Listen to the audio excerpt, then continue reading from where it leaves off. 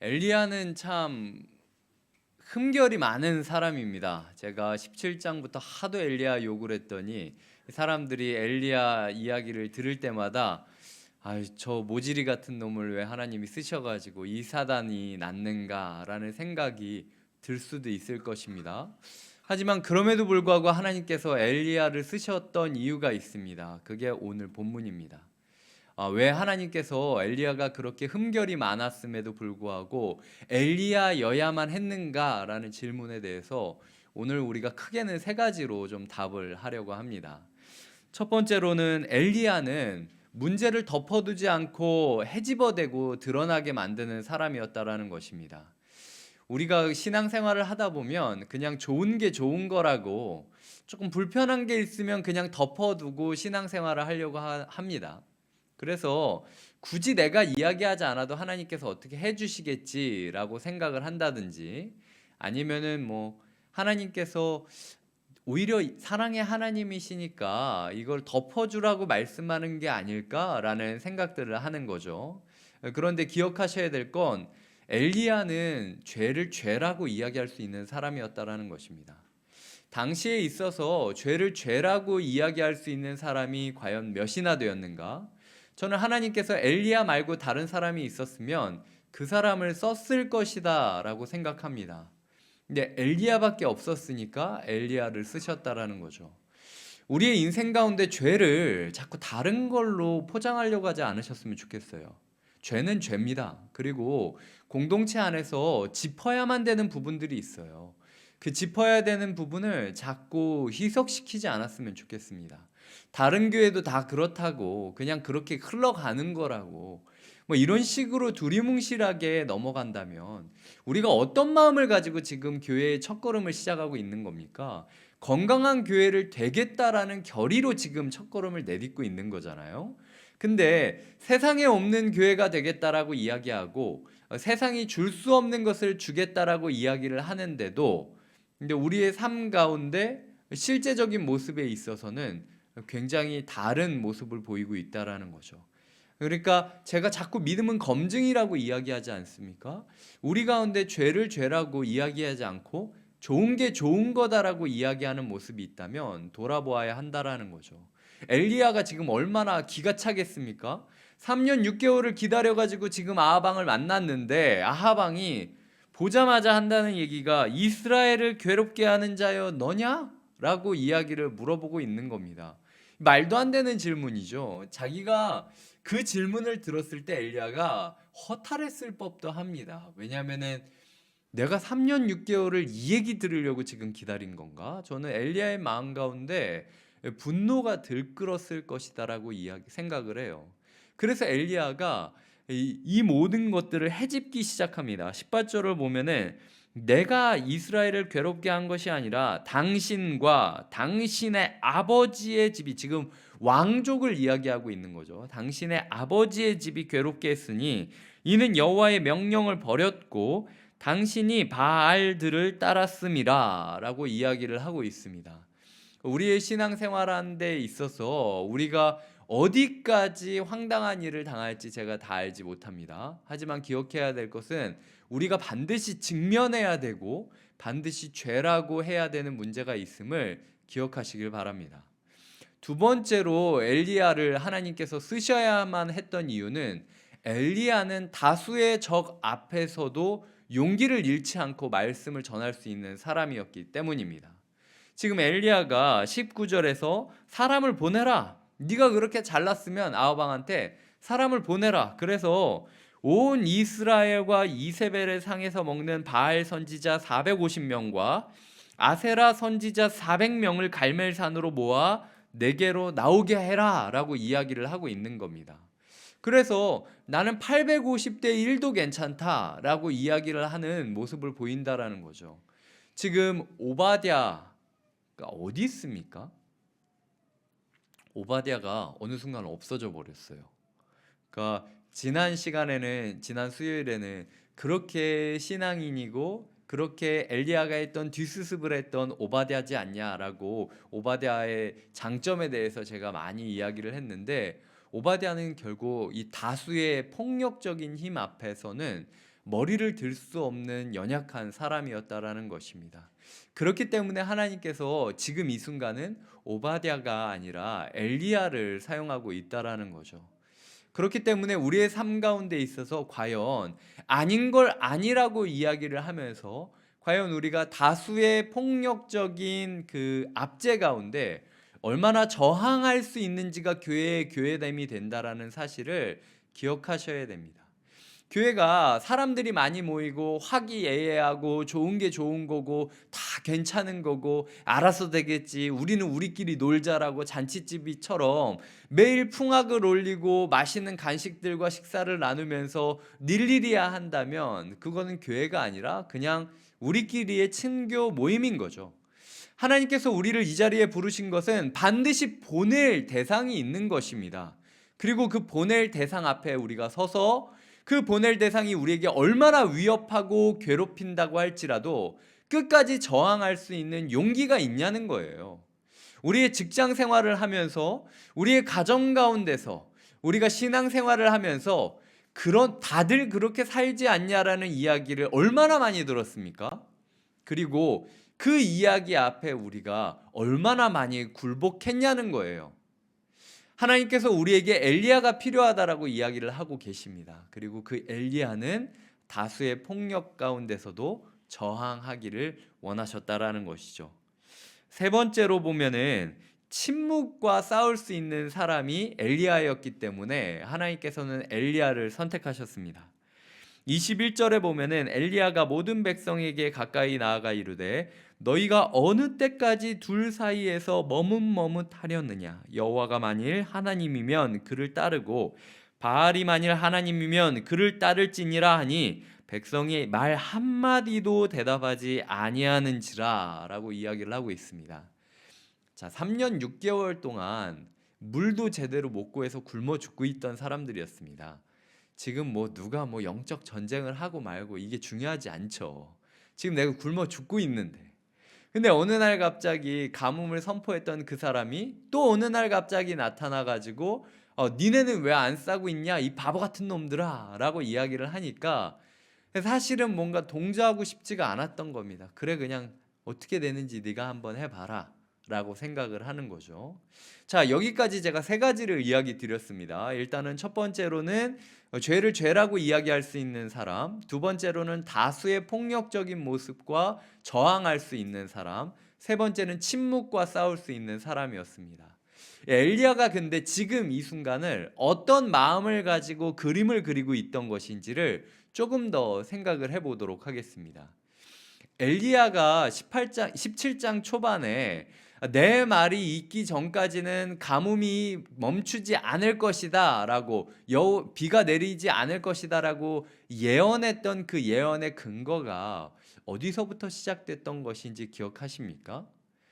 그 모세 오경, 모세로부터 시작되었던 이야기 중에서 모세가 외쳤던 그 이야기를 기억하고 묵상하던 중에 엘리야가 그런 이야기를 하게 된 거죠. 엘리야의 인생은 나중에까지 계속 살펴보겠지만 제2의 모세가 되고 싶다는 열망이 굉장히 큽니다. 그래서 내가 두 번째 모세다라는 그런 자긍심을 가지며 살아왔어요. 왜 엘리야가 그토록 나만 괜찮다라고 이야기를 하느냐? 이 엘리야의 자기 정체성 세팅 자체가 모세, 제2의 모세가 나다라는 세팅이 되어 있었기 때문이죠. 한 가지 말씀을 보겠는데요. 신명기 18장 15절부터 16절까지를 제가 읽어드리겠습니다. 신명기 18장 15절 16절입니다. 내 하나님 여호와께서 너희 가운데 내 형제 중에서 너를 위하여 나와 같은 선지자 하나를 일으키시리니 너희는 그의 말을 들을지니라. 이것이 곧 내가 총회의 날에 호렙산에서 내 하나님 여호와께 구한 것이라. 곧 내가 말하기를 내가 다시는 내 하나님 여호와의 음성을 듣지 않게 하시고 다시는 이 큰 불을 보지 않게 하소서. 두렵건대 내가 죽을까 하나이다 하매. 이제 다시 저를 봐주셔도 돼요. 그러니까 이 모세라는 사람이 시내산에서 하나님을 처음 불타는 가시떨기 나무 사이에서 하나님을 보았던 곳, 그리고 하나님이 그에게 자신의 콜링에 대한 증거물로서 네가 이스라엘 온 백성을 데리고 이 자리에 서게 될 것이다 라고 이야기를 하셨습니다. 그래서 모세가 출애굽을 하자마자 바로 가나안으로 직행하는 게 아니라 먼저 시내산으로 돌아오게 됩니다. 시내산에 다시 한번 하나님의 임재가 주어집니다. 그래서 이 레벨이 정해졌어요. 백성들은 맨 밑에 있고 장로들은 구름 밑 정도의 중간 턱에 위치하고 있고 모세만 구름 너머 불길이 있는 시내산 정상으로 가서 거기서 말씀을 받고 십계명을 받고 하나님의 교훈들을 받고 내려오게 되는 겁니다. 그런데 그때 모세가 하나님께 이야기합니다. 하나님의 불이 너무 두려워서 저는 하나님의 불 말고 하나님께서 저한테 직면해 주시는 게 아니라 제 뒤편으로 와 주셨으면 좋겠어요 라고 이야기를 했고, 하나님께서 그 마음을 헤아려서 그렇게 해주셨다라고 기록을 합니다. 근데 그 구절을 지금 모세가 설명하기를, 내가 불의 하나님, 모든 사람들을 심판하고 불태워버리는 그 거룩한 하나님 앞에 서면 나 자신도 타버릴 것 같다라는 두려움 때문에 하나님 앞에 설 수 없다라고 이야기를 했고, 하나님께서 그리하여 내가 너의 계보를 잇는 또 다른 선지자를 보내줄 텐데 그 사람은 이 불을 두려워하지 않고 혼자서라도 이 불길을 가지고 세상을 심판할 수 있는 불의 사자를 내가 죽어야 말겠다라는 예언을 하고 만 것이죠. 그렇기 때문에 신명기의 맨 마지막 부분에 보면은, 신명기의 맨 마지막 부분도 제가 한번 읽어드리겠습니다.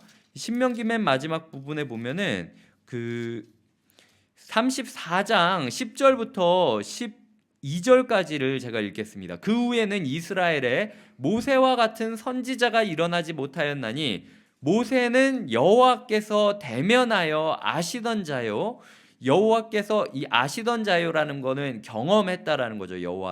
여호와께서 그를 애굽 땅에 보내사, 어디로 보내셨죠? 바로와 그의 모든 신하와 그의 온 땅의 모든 이적과 기사가 모든 큰 권능과 위엄을 행하게 하심에 온 이스라엘의 목전에서 그것을 행한 자이더라. 지금 엘리야가 왜 사람들을 불러 모으고 있습니까? 자기가 말씀 묵상을 하다가 모세를 통하여 준 말씀을 묵상했는데 내가 아니면은 그 누구도 이 타락한 아합 왕한테 이야기할 만한 사람이 없는 거예요. 하나님의 열정, 하나님의 불길이 자기 마음 가운데 막 불타게 올라가니까, 아, 내가 모세를 통하여 예언했던 그 모세 뒤에 선지자인가? 라는 생각을 하고 자기 경험을 곱씹어 보니까 모세가 하나님과 대면했듯이 나도 말씀을 묵상하는데 하나님이 만나주신 것 같은 거예요. 그래서 하나님께서는 항상 누군가를 보내는 분이니까 나도 사마리아로 보내겠거니 라고 생각을 하고 먼저 사마리아로 달려온 거죠. 그리고 이 모세가 이집트의 모든 신하와 바로를 향하여 외치고 기적을 행했듯이 나도 일단은 지팡이를 꼽는 마음으로, 나일강에 지팡이를 꼽는 마음으로 지금 비 내리지 않겠다라고 지팡이를 꽂아버린 겁니다. 그런데 이후까지의 3년 6개월은 전혀 지금 이 구절이랑 상관없는 대로 가다가 이제서야 3년 6개월 만에 이 신명기의 마지막 단락이 이루어지고 있는 거죠. 모든 신하가 왔습니다. 바로가 내 눈앞에 있습니다. 이스라엘 모두가 모였습니다. 아무도 말하지 않아요. 그렇기 때문에 나 혼자 나왔다라고 이야기를 하는 겁니다. 지금 엘리야가 분기탱천하고 아주 그냥 자신감이 상당합니다. 언제까지 둘 사이에서 머뭇머뭇하려느냐라고 이야기를 하는데, 이 머뭇머뭇이라는 단어가 다음에 다루게 될 이 26절에 보면은 이방 바알 선지자들이 쌓은 제단 주위에서 뛰놀더라. 당시에 이방 제사장들은 제단을 만들어 두고 그 제단 사이에서 약간 절뚝절뚝거리면서 춤을 췄어요. 그 춤을 추는 것을 머뭇머뭇거린다라고 이스라엘 그 용어로 표현을 했는데, 그것처럼 그 이스라엘 그 모든 백성들에게 엘리야가 이야기를 하고 있다라는 거죠. 언제까지 니네가 선택하지도 못하고 멍하니 이방 제단 옆에서 머뭇머뭇 기우뚱기우뚱 뒤뚱뒤뚱 춤추듯 지금 뭐 하고 있는 거냐라고 이야기할 정도로 엘리야가 지금 화가 많이 난 상태라는 것입니다. 이 말씀을 읽으면서 제가 깨달았던 한 가지 큰 교훈은 하나님은 완벽한 사람을 쓰지 않으신다는 거예요. 그러니까 완벽한 사람이 있다면 쓰겠죠. 근데 완벽하지 않아도 쓴다라는 게 더 적절한 표현일 것 같습니다. 우리가 완벽해야만 하나님께서 쓸 거라고 생각을 하고 자꾸 완벽하지 않은 자신을 뒤로 물러서지 않으셨으면 좋겠어요. 지금 이 상황에서 오바댜가 데리고 있던 그 선지자 100명이 동굴에서 나왔다면 어떤 그림이었겠습니까? 저는 마치 지금 모세와 아론의 리더십을 폄하하면서 누가 진짜 선지자인지 제사장인지 증명하자라고 이야기했던 고라 자손들을 죽일 때에 모세가 이야기하지 않습니까? 누가 나와 함께 이 일을 하겠느냐라고 할 때 레위인들이 일어나서 함께 도와주거든요. 저는 엘리야가 그런 모습을 그리고 있었을 거라고 생각을 합니다. 하지만 역시나 그 누구도 나서지 않았다라는 것이죠. 더 이상 우리의 조건이 완벽하게 될 때를 기다리면서 머뭇머뭇하지 않으셨으면 좋겠어요. 그리고 완벽하지 않고 서투른 나 자신을 보면서 주저주저하지 않으셨으면 좋겠습니다. 하나님께서는 일단 내딛는 사람을 통해서 일하시는 거예요. 그게 엘리야를 쓴 이유 딱 한 가지였다라는 겁니다. 하나님의 음성을 이미 못 들은 상태라도 좋아요. 하나님의 크신 뜻을 다 이해하지 못하는 상태라도 좋습니다. 하지만 발길을 내디디면 하나님께서 역사해 주실 거라는 것을 오늘 우리가 이야기를 하고 있다라는 거죠. 나중에 예수님이 십자가에 못 박히시기 전에 변화산에서 모세와 엘리야가 나타납니다. 이 모세와 엘리야가 나타났다라는 게 저한테는 참 묘했어요. 이 모세와 그토록 제2의 모세가 되고 싶었던 엘리야와 그리고 모세가 예언을 했던 모세가 그림자 되어 예언했던 실체인 예수님 셋이 이렇게 만난 거죠. 지금 십자가에 달리기 직전에 셋이 만나서 어떤 이야기를 했을지 머릿속으로 조금 그려봅시다. 제가 아는 엘리야라면 분명히 예수님한테 예수님 그거 봐요. 사람 믿지 말라 그랬죠. 아무도 십자가 같이 안 져줍니다. 제가 그거 다 알고 있어요. 제가 그걸 몰랐으면은 거기서 그 850대 1이랑 싸우자고 얘기했겠습니까? 사람 믿지 마세요, 예수님. 막 이렇게 이야기했을 거예요. 하지만 그 엘리야를 예수님께서 바라보시고 그 엘리야와는 다르게 어떤 일을 하십니까? 예수님께서는 한 번도 사람들을 정죄하지 않으셨습니다. 엘리야였다면 자신을 3번이나 부인한 베드로를 보았을 때 그냥 그윽한 눈길로 바라보고 끝내지 않았을 겁니다. 소위 쌍욕이 나갔겠죠. 머뭇머뭇하려느냐, 뒤뚱뒤뚱 기우뚱기우뚱, 내 너 그럴 줄 알았다 그러면서 막 예수님이 막 가진 욕을 하면서 십자가를 지고 가시는 모습을 그려졌을 겁니다. 그리고 가룟 유다가 예수님께 키스하려고 이렇게 환영 인사를 하려고 왔을 때 엘리야였다면 멱살 잡고 패대기 쳤을 겁니다. 내 너 그럴 줄 알았다. 내 너 예언했지. 정신 똑바로 차리라고. 너 그렇게 돈 좋아해가지고 그렇게 돈 맞겠다 그러더니 너 내가 그럴 줄 알았다. 예수님은 근데 그러지 않으셨다라는 거죠. 그렇기 때문에 우리가 기억해야 될 가장 중요한 사실은 주님께서 이미 엘리야 되셔서 우리의 갈 길을 가셨다라는 거예요. 그러니까 정죄하지 않는 주님께서 내가 그 누구도 정죄하지 않고 너희가 가지 못하는 길을 가겠다. 그러니까 너희가 동굴 속에 숨어 있는 자라도 괜찮아. 내가 부활의 생명력으로 너희에게 살 길을 열어주겠다라고 이야기하시는 사랑의 주님을 마주했으면 좋겠습니다. 그렇기 때문에 우리가 그렇게 힘내지 않아도 돼요. 우리가 그렇게 목숨 걸지 않아도 됩니다. 주님께서 걸어가신 길을 그냥 따라가기만 하면 된다라는 거죠. 이미 우리에게 싸울 수 있는 길은 열려졌다라는 것이죠. 이제 말씀을 맺겠습니다. 이 사람들과 지금 싸우려고 당면한 상황인데 저는 저 자신을 좀 돌아보게 됐어요. 처음에 제가 생각했던 건 나밖에 나설 수 없는 지대가 있는 건가? 라는 생각이 들었습니다. 솔직하게. 제가 먼저 나서고 제가 먼저 싸우고 제가 먼저 선포하고 제가 먼저 이게 성도님들을 소위 말해서 닥달하고 취업시켜 가지고 가야만 하는 데가 있나? 그 누구도 믿을 수가 없는 건가? 그게 원래 사역인 건가? 이런 생각을 처음에 제가 이 본문을 묵상할 때는 좀 하게 됐어요. 그래서 한때는 마음 가운데 막 그런 마음이 있었습니다. 오늘 내가 이 우리 공동체 가운데 죄가 있다면 그것을 지적하고 죄를 죄라고 이야기하면서 막 꾸짖고, 그래서 막 변화하고 막 통해자복이 일어나고 왜 이렇게 머뭇머뭇하냐고 막 얘기하고 이래야 되는 거 아닌가라는 생각이 있었어요. 그런데 제가 두 가지 생각을 했는데, 하나는 예수님이 이미 다 하셨다라는 생각이 들었고요. 두 번째는 사실은 지금 이 사람들은 피리가 불어도 춤을 추지 않는 사람들인데, 지금 성도님들은, 지금 우리 교회 성도님들만큼 제가 기대하는 것 이상으로 제가 피리를 불 때 춤을 추고 계시고, 제가 곡소리를 낼 때 울어주고 계시는 분들이에요. 그래서 많이 고맙고 이 걸음을 계속 이어가시기를 또 부탁드리고 싶었어요.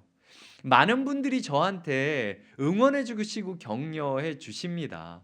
목사님 진짜 너무 수고가 많으신 것 같아요. 그 많은 설교들 다 하고 그 많은 신방들 하고 또 뭐 이것도 하고 저것도 하고 어떻게 그럴 수가 있나요라고 이야기를 주시는 분들이 꽤 많이 계세요. 그래서 어떤 분들은 저를 보면서 볼 때마다 너무 불쌍해 보이는 거예요, 제가. 그래서 긍휼의 눈으로 저를 보시는데, 제가 얼마 전에 이야기 드렸습니다. 한 분에게 수도꼭지, 수도관에 물이 많이 지나간다면 그건 수도관에게 있어서는 그냥 축복인 거예요. 그 물이 지나가기 때문에 수도관이 더 깨끗해질 수 있는 거고, 그 물이 지나가기 때문에 또 누군가는 물을 마실 수 있게 되는 겁니다. 하나님께서 저라는 사람을 주시고 저라는 사람에게 말씀의 은혜를 부어 주실 때에, 저는 여기 계시는 성도님들만큼 말씀을 있는 그대로 받아주시고 편견 없이 적용해 주시려고 하는 분들을 본 적이 없어요. 제 기대 이상으로 잘해주고 계십니다. 어쩌면은 저희는 이 엘리야의 장면이 아니라 예수님께서 나와 같이 할 자가 누구냐라고 이야기할 때 무덤에서 나와서 걸음을 시작한 오바댜의 백인과도 같은 모습일 거라는 생각이 들었어요. 그래서 부탁드립니다. 이 길을 포기하지 않으셨으면 좋겠어요.